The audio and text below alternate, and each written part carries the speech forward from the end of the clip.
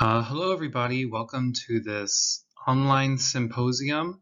We're going to be talking today about audience response systems in a Korean cultural context. Let me introduce myself. My name is Aaron Jones. I am a professor at the University of Seoul. And I want to thank you today for coming to this online symposium. I know it's a little bit different than a regular symposium, but I hope that the information I can give you can enrich your classrooms and can ultimately give your students, especially Korean students, the tools they need to better speak English in their classrooms. So this is based on research that I conducted and published myself. It will include it'll include several things. Let me just skip over to the table of contents. So we're going to start with some definitions and background before we begin describing the language today. We're also going to talk about some literature review, some past research. There was supposed to be an audience response system demonstration, but since this is online, I'm just going to show you some screen clips and you guys can try it on your own.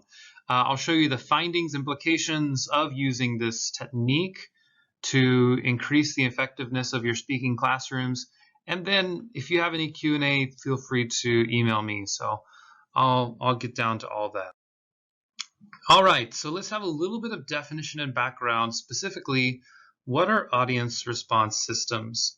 So audience response systems are any kind of polling software or clicker hardware that just gives live feedback from students. It can be in a variety of different formats, such as multiple choice, true, false, open-ended. It can be anything. And so really software that you can find online really allows you to flesh out in a variety of formats the way that you want to use audience response systems. Now, this wasn't always the case. In the past, audience response systems were very expensive and they were limited in function because they were more of like a clicker system, as you see here. I mean, I remember back when I was in high school, my school bought this really expensive set of clickers. They called them clickers, but it was an audience response system where the teacher had a software that she had to install on her computer, and then they had to put the questions on the board, but they were only multiple choice true false. There was no open-ended. It was very clunky and it was very limited. But as audience response systems have increased in effectiveness, they use now smart devices.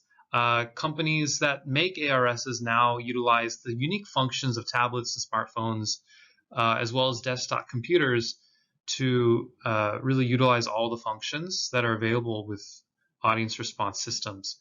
So when I did the research, I was using all of these functions, not as it used to be, but to incorporate more speaking and listening examples. We used a lot of open-ended, word maps, etc. So I'll show you that in a little bit. Another definition that is important that we need to know is we need to define student engagement, because the whole purpose was that I wanted to use an audience response system to increase the student engagement of my students. So Kahu mentioned that student engagement is the combination of enthusiasm, interest, participation, and interaction as it is incorporated in deeper learning and self-regulation. So this is the definition I used in my study, the definition that drove my use of audience response systems in the classroom.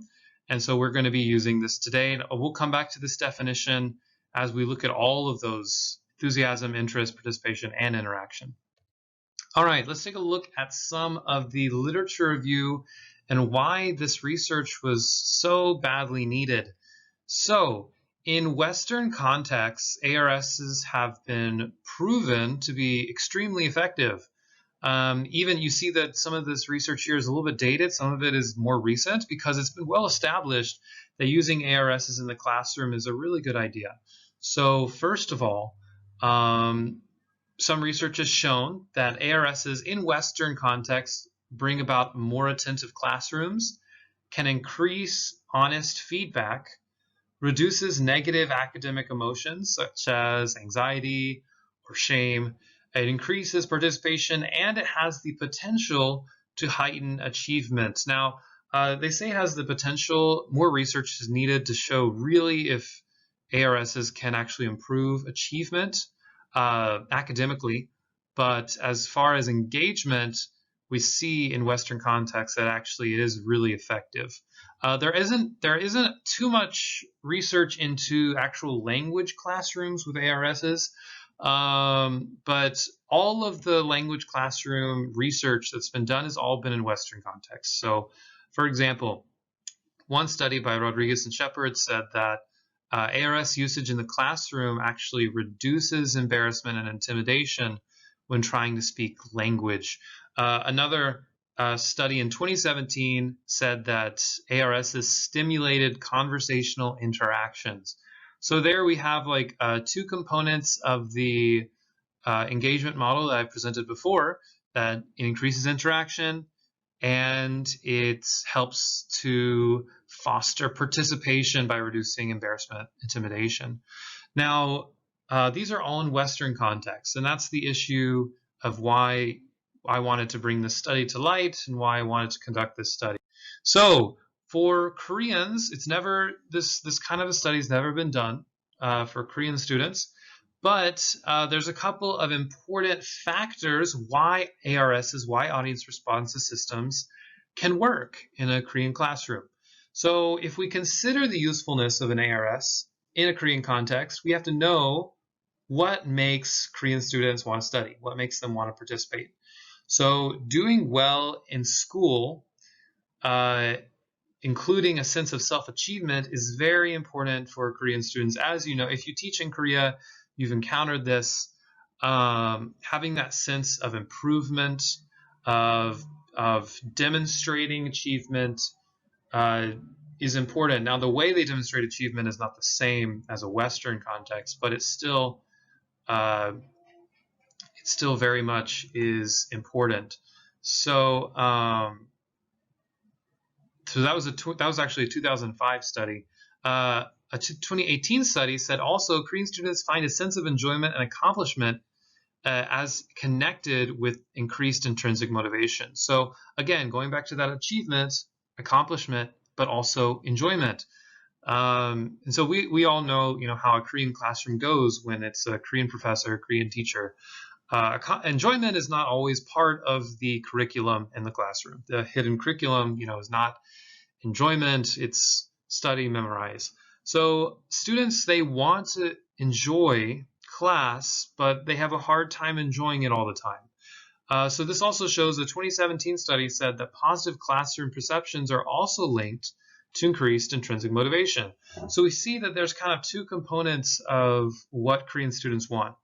They want positive classroom perceptions. They want enjoyment. That's something that they don't normally get, maybe some of them do, but a lot of them say they don't. And then they also want that accomplishment, that self-achievement. So these two wings kind of go together, and they can increase the motivation and increase the student engagement.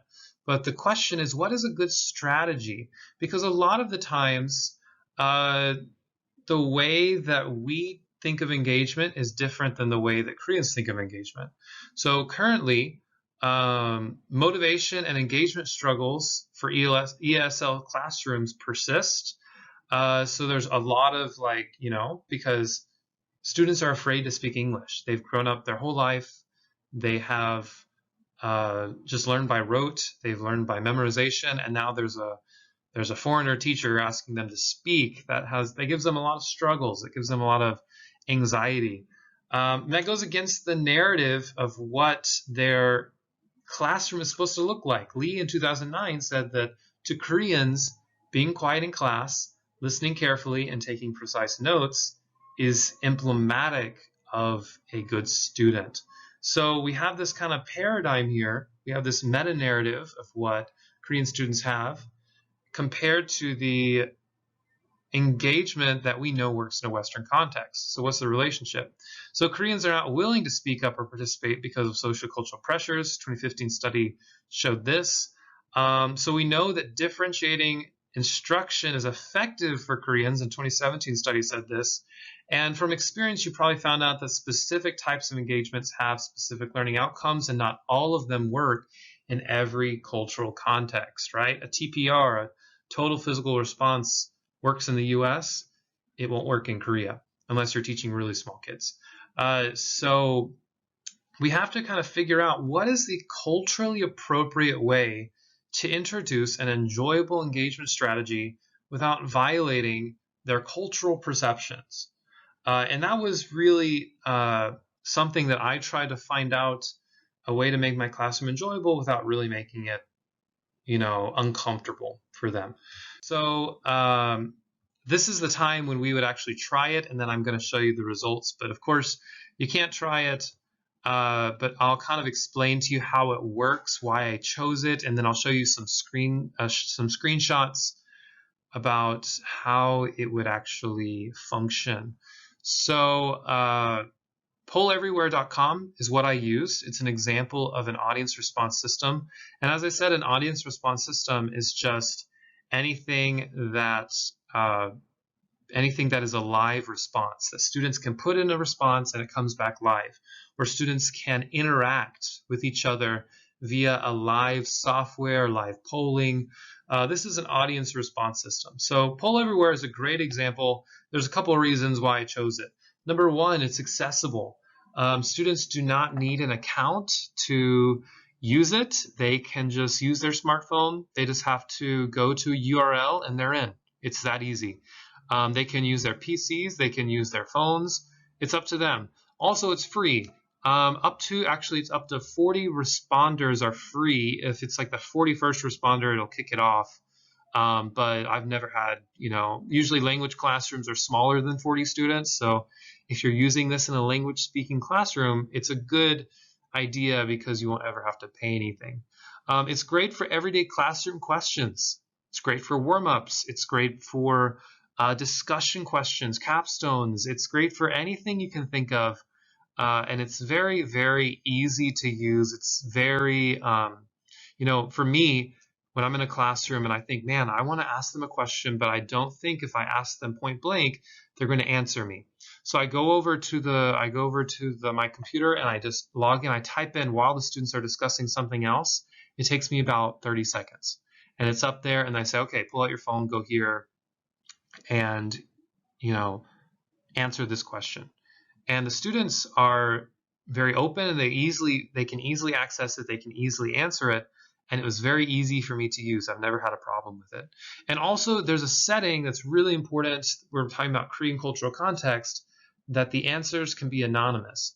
So for Koreans, especially, I teach debate classes where we talk about very controversial subjects that students, even if they have good language, are not really wanting to open up and speak about that. So there's kind of like a double jeopardy, right? So it's like they have a language, they don't always know the vocabulary, they're kind of exploring the vocabulary, but they're not confident, and then they just flat out don't want to say their opinion.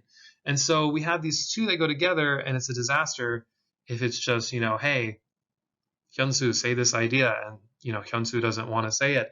So when you set it to anonymous and you emphasize to the students your answers are anonymous, it really opens up a new door for them, that they're very excited and ready to participate if they know that their shame and their anxiety is protected. And that's really important for a culturally sensitive engagement strategy. Students can use their computers or smartphones. This program is very versatile. It creates a safe place for students to answer individually. So Korean students love to work in groups. They like to be affirmed by the group, that collective mentality, but this gives them a way to express individual thought, which is really important. And it gives a variety of question formats. We're going to see that in a little bit. It's way more than just multiple choice.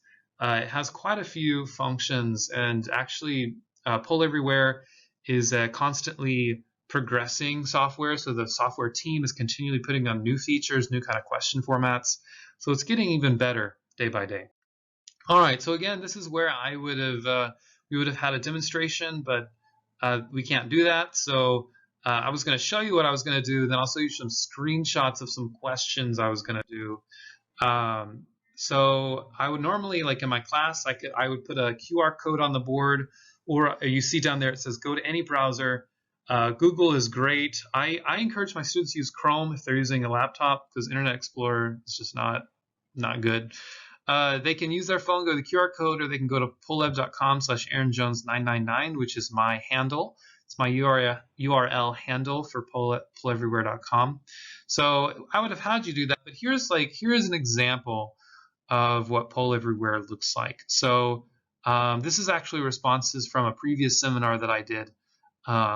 So it says, describe yourself in one word. What this is a word map. So if students answer the same word more than once, the word will get bigger. So you see words like ambitious, words like tired are more than once. The response was given more than once.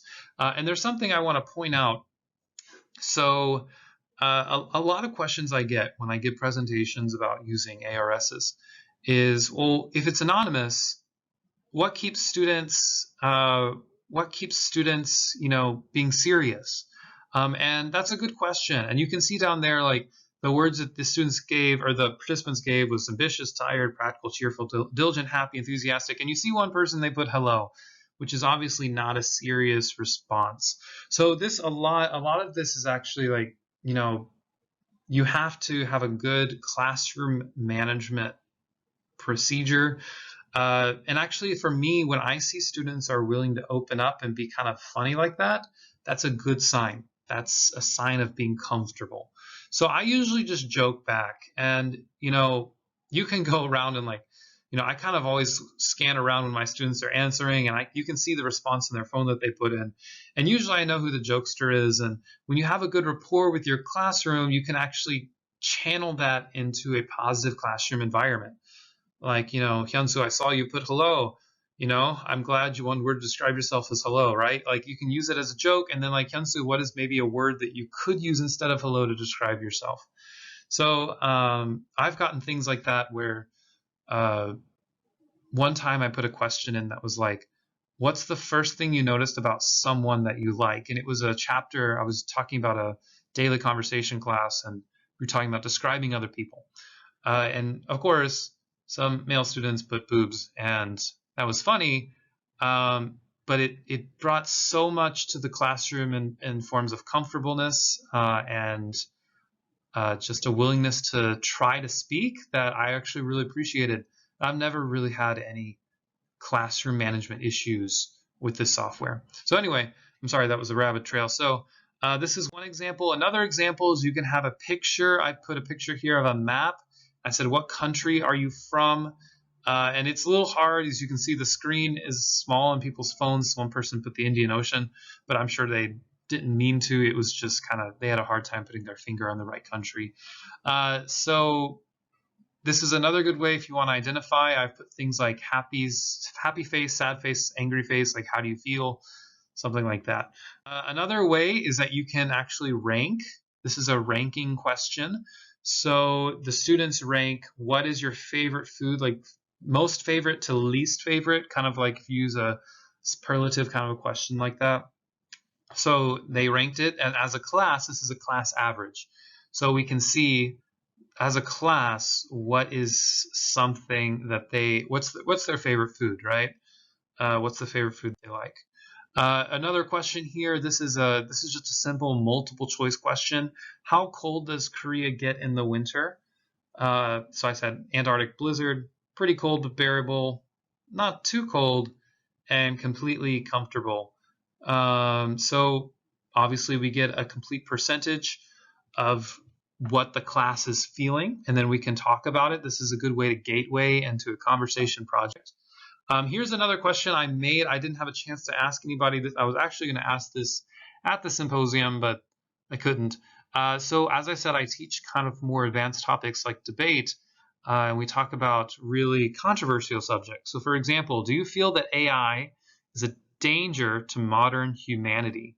And so I put different responses, and that would be like a good opening question.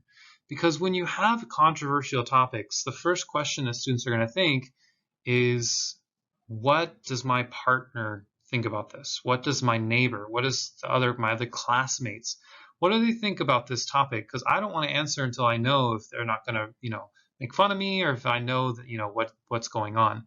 This gives us a chance to this gives us a chance to really open up and talk about controversial subjects. So using this was a good opener question, and this is actually a slide. No, this is a grammar slide that I tried. This is an open-ended question, so students actually type in the answer and submit in real time. It will show all the answers as they pop up. And I really wish I could show this in the symposium, because it would actually like show kind of like vertically, like one response after the other, and you can actually, as a teacher, respond to individual responses. So, for example, this is a perfect tense presentation. So I have never blah blah blah. So then they put in something, and if it's the wrong, if it's irregular past tense verb, and they put a regular form or something, you can actually respond to that without shaming them because it's anonymous. And the last question I had here, this is another example of an open-ended question. So in one sentence, state your impressions on feminism and the Me Too movement. So obviously, this is a hot topic today, and there are so many students who would be afraid to, number one, try to speak English about this, and number two, just flat out state their opinions. So by using anonymous polling, by using ARSs as anonymous polling, we can see that they can easily respond. It opens up to conversations, and it helps them practice their English. So this is kind of a couple of different ways that I've used it in class, and a couple of different ways I was demonstrating for you, but also ways that you can use it in your classroom. So this is the point. I would say, how did it feel? We'd have a group conversation, but it's online, so we'll keep going. All right, so findings and implications. I'm going to review here some student quotes from the research that I found, as well as some implications for the classroom, for the Korean classroom, and what it means to the research that we've shown. So there were several themes that came up when I asked the students. I'm sorry, I'd never mentioned my methodology. It was a qualitative methodology. It was a pre-survey, post-survey, and triangulation with interviews. So, grounded theory, making a hypothesis. So this is I got several themes out of the findings, and one theme was the anonymousness aids in language production. 51% of students noted this to be a factor, and actually this was a really important factor. Some quotes that kind of factor into this. This is one. Korean students are sometimes very shy to share their opinions. However, we can share our opinions in a much easier way. All right. So this is one example showing that opinions are easier to share if you don't feel shy to share them. Another quote, because I sometimes have fear of speaking and being wrong when using English, the polling website helped give me a chance to share my ideas because of privacy, I think. So the first is talking about opinions. The second is talking about correctness, accuracy, grammar. So both of those are factored into the anonymousness. It kind of two birds with one stone kind of helped with this. Next, sharing ideas is hard for Koreans. We are not used to talking about personal ideas. However, using Poll Everywhere in class, it was helpful to share my ideas because it was secret, but also I could see others' ideas too. I actually felt like I had less risks. The grammar is not perfect because I took it directly from the quotes. I didn't correct anything to avoid any bias. So again, that's another opinion. So students are saying anonymousness is really important.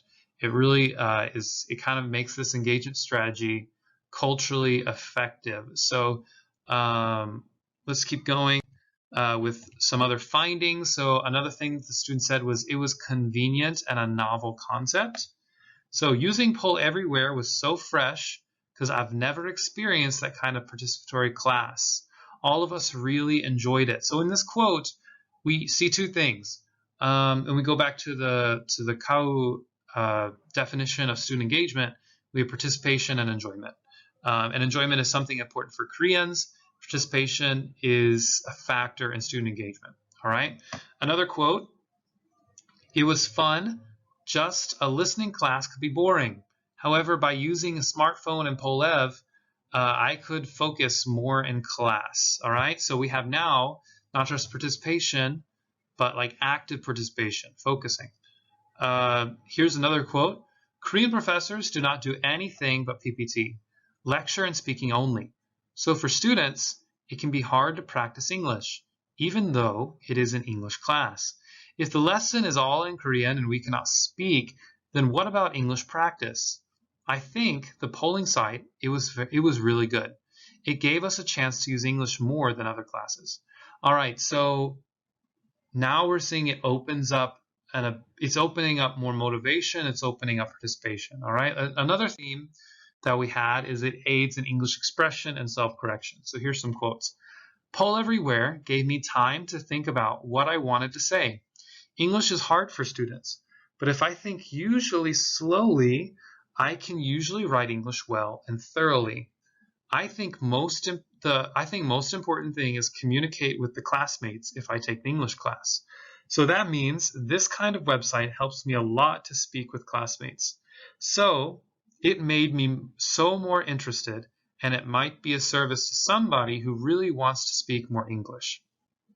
So they're actually the students in their quotes were talking about how directly it provided them time to think by eliminating the anxiety. And that's kind of what we saw here. So the implications, some concluding discussions. We're talking about audience response systems in a Korean cultural context. So here are some kind of statistics from the themes that were garnered. So 95% of Korean university students in the survey in the responses felt that Poll Everywhere helped them to increase English learning in lessons. So 95%, pretty staggering amount. Again, 98% of Korean students felt that Poll Everywhere made them feel more enthusiastic and interested to use English in lessons. So again, another pretty positive statistic there. And these were the Korean students that were a part of my study specifically. And to review, so going back to the definition of student engagement that was presented at the beginning of the survey, student engagement is the combination of enthusiasm, interest, participation, and interaction as it is incorporated in deeper learning and self-regulation. So these 4 factors we could find in the findings. And I don't know if I have a slide. Yeah, I'll say, so Poll Everywhere helped to increase all of these factors for students within an ESL university classroom. So enthusiasm. Students enjoyed it more. They were enjoying using it more than a traditional classroom with a Korean professor with PPT. They were more engaged in that sense. Interest. They noted that again, the class was more interesting because they were able to engage with each other, which also kind of goes into interaction. The students, through their anonymous responses, were able to interact with their classmates, which is really important. And then participation. So students also noted that through the anonymousness of using polleverywhere.com, that there was a lot of different opportunities to participate and to interact with each other. So kind of all of these 4, and this is, when I made this, it was supposed to be briefer because we were going to spend a lot of time doing the workshop part. But in my actual research, it lists out in much more detail about the different themes and how it kind of affects how the findings of the study actually addressed all of those themes. So additionally, ARS is kind of something I haven't talked about, but it wasn't a focus of the study, but from my observations, and I think from a fairly safe assumption, ARS has really helped to factor into the digital literacy of the younger generation, which I'll describe in the next slide, actually. So, implications. Audience response systems have potential in Korea as they do in the West. So just like the West, where we've seen that intrinsic motivation increases, student engagement increases, in the study that I've done, those findings were reflected in a Korean cultural context. So that's good. So one thing I was going to say, I didn't mention this too much. It was mentioned a little bit in some of the student responses, but wasn't a very highly referenced theme. But still, it was some responses. Is that young Koreans love technology? And I think you can ride the subway, you can ride the bus, walk around anywhere, and you can see how much young people in Korea love technology. Technology is a global language, and our students are all technological natives. But oftentimes, especially for older professors, older teachers who are not technologically native, there's a big divide between what students want in their classroom and what students get in their classroom. And there's there's a lot of research into Korean students' perceptions of technology in the classroom as general aspect. For example, students want technology in the classroom as long as it doesn't mess with their expectation of the rigor of a classroom. So, for example, technology that's too gamey, feels like a game, is not always best received by older students as they are by younger students, or like a program that's kind of more cut and dry. So that's just some examples. That's a reference. I don't have the reference off the top of my head, but it's out there. Utilizing technology is an immediate engagement point. So utilizing this specific technology is a immediate engagement point. For me, in my classroom, it decreased classroom management problems, and it enhanced classroom attentiveness. Usually that kind of goes together, right? If you increase the attentiveness, classroom management goes down. So it can also lead to enhanced comprehension. That wasn't the point of this study, but I believe that that's a hypothesis that maybe I can, or that's an assumption rather, that can be drawn, that maybe more research is needed to actually focus on the comprehension. But the lines can be drawn. Now the research needs to be conducted. It challenges the paradigms that students have in their classrooms. So it challenges the Korean classroom paradigm of lecture, rote, memorization. And it really gives kind of more of a classroom and a global community feel, and encourages critical thinking if utilized properly. So if you've ever taught in Asia, specifically in Korea, you may notice that critical thinking is not always part of the curriculum. It's not always incorporated as much as memorization. So kind of going higher on the taxonomy is not always happening. But if you use it correctly, you can foster critical thinking without students even knowing you're fostering that critical thinking.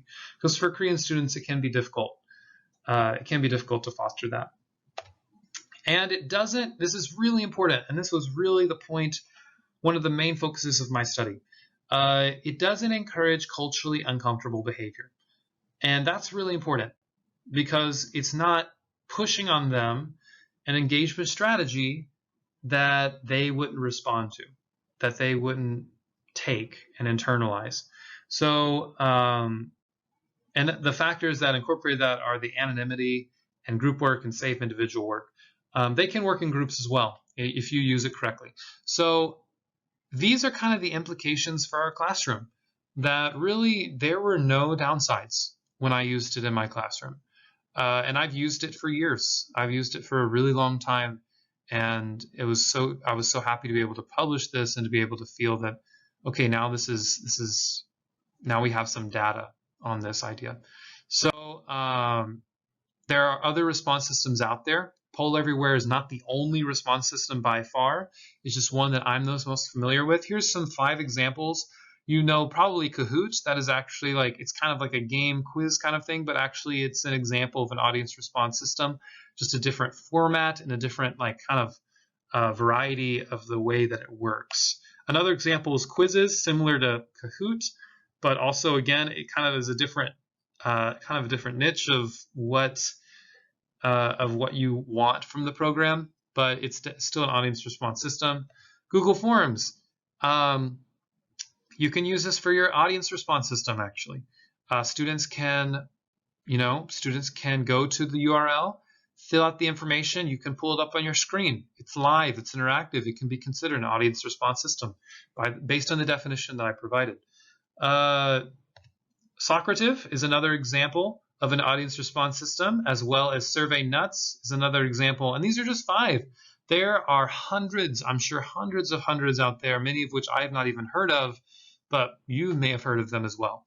So this is actually the end of my presentation. I know I'm 15 minutes earlier, but as I said, if we were actually in the symposium, there would be a workshop component that would have taken 15 minutes. So here's all of my references. You can pause it if you want to see some of the references that I used. And if you have any questions, I'm happy to answer them. My website, my email is right there at the bottom of the screen. Please email me if you have any questions about anything, or if you just want, advice or tips. All right. Thank you, everybody, for listening to this seminar, and I hope you guys all have a healthy semester, and I hope everyone is well. All right. Thank you, everybody.